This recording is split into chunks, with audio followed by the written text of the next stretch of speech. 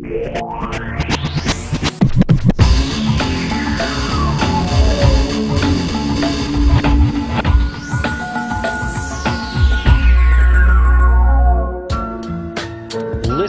and remember, what we're talking about is propaganda. We're not talking about the truth. We're talking about propaganda. Watch this.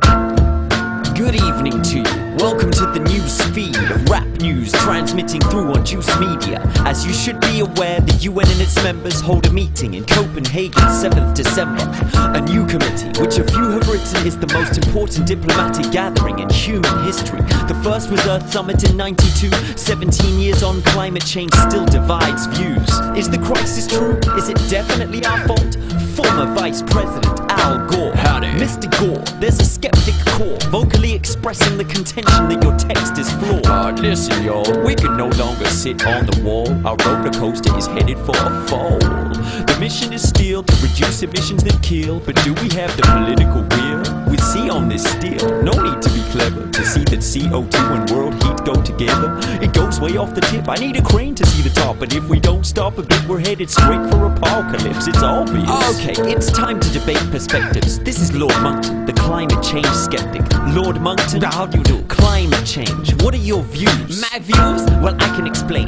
My views can be summed up in a word. Anthropogenic, utterly dumb and absurd. It's a plot to tax hard-working lords like me and you. Ego lingua latina non teneo sed magiston meus correbo me coward. We must fight it. It's our rights they're trying to target. Bloody pinko green martyrs. They have all been hypnotized by that con artist Al Gore. His video's fake. Beelzebub seed. I said schools should ban it and a British judge agreed. Stop televising him. The temperature is not rising. I'm not lying, and unlike Gore, I'm not proselytizing. Well, I'm not pro-whatchamatizing. I'm providing the inconvenient truth on DVD for $25.99. And if we keep piling CO2 with a maximum rate, disaster waits. We need cap and trade. Cap and trade? That's just a masquerade. A large charade, a smoke screen for the master race. You can't escape. The people are rising. They'll stop Copenhagen and the treaty they're signing. A treaty? What treaty? Why, the one that blends all Obama's friends into a one world government. If he signs, freedom dies, no more cheap flights. But he'll be in Norway, getting his war as peace prize. Can we see the treaty you mentioned? Oh yeah, it's right here. Hey, what's that over there? Oh, you don't need to see it. I remember the words. They want to tax our wealth for the developing world. And you don't feel obliged to provide some assistance when we still generate 90% of emissions? We're not in debt for emissions. We made the empire. The natives should pay us for elevating them higher. The queen kept the money, the poor get the boot. Now they're running little schemes trying to play us for our loot. Speaking of proof, have you seen inconvenient truth? I found 35 fallacies that need to be removed. 35.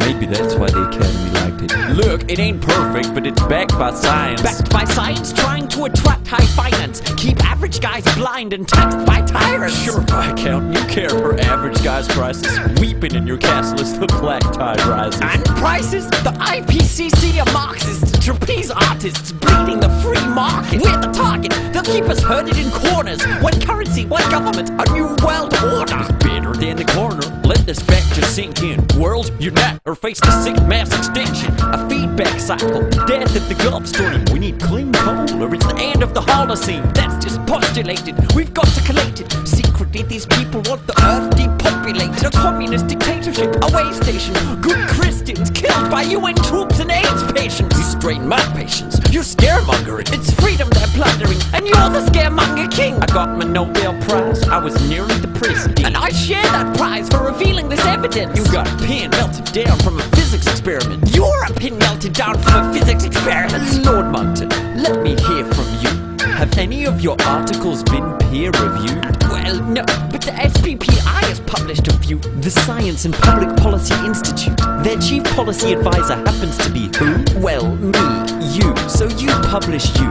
I think we've heard enough from you. People, please, research the truth. Nowadays it isn't tough to do. Mr. Gore, Robert, we need global governance. A new world order to replace local governments. And I suppose who better to comprise it than the very same people who altered the climate? Well, sure, who else? Perhaps the same ones who took care of the planet and until we came along. Okay, Pocahontas, what kinkiness you into? Want us wearing loincloths, living in igloos? People need to just carry on. We have schemes to offset emissions by planting trees. Money for new trees. Why not use it to assist local tribes to preserve forests that still exist? Would that make me more rich? No, tax is the way. And if that just fails, I'll become Captain Tree! That's about it for this episode. But I'd like to end the show with some thoughts before I let you go. Some commentators are now on their feet, saying climate change is a plot by the power elite. It's tempting to cry victim when the system curbs behavior. But are we the victims, or are we the perpetrators? Our wealth was extorted from the turf of our neighbors.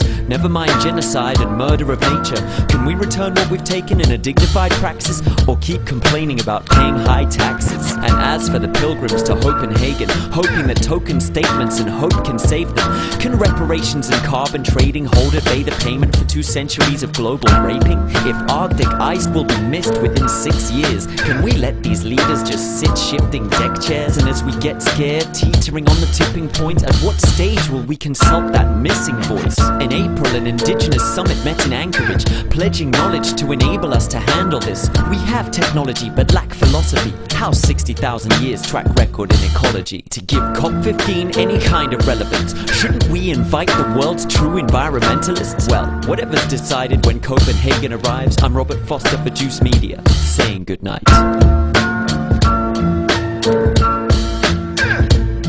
Wow, there's a lot to do. Remember the good old days when we could sit back and just watch TV and it really didn't matter?